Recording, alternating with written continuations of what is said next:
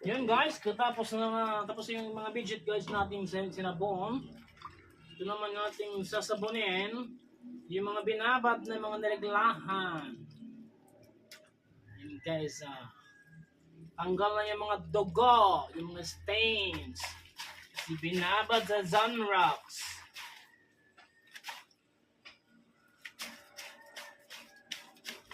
Mga nareglahan ni Commander. Adiyo guys.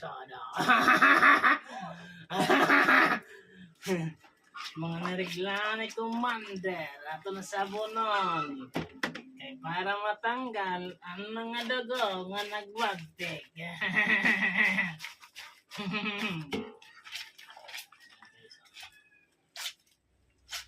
Uy.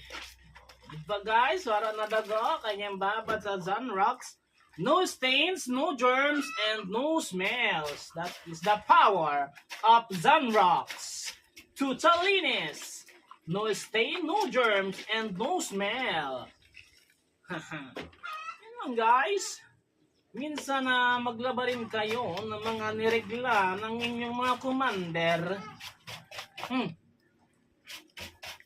Para naman malipay sa inyo ng mga commander. Ayan. Labahan ang mga nireglahan. Ayan. Konting kusot, konting babad sa Sunrocks at saka konting puga. Tapos, ang problema, wala to guys, wala. Ano lang kasimple guys, ang buhay. Sabi pa nga nila, ang buhay ay wither lang.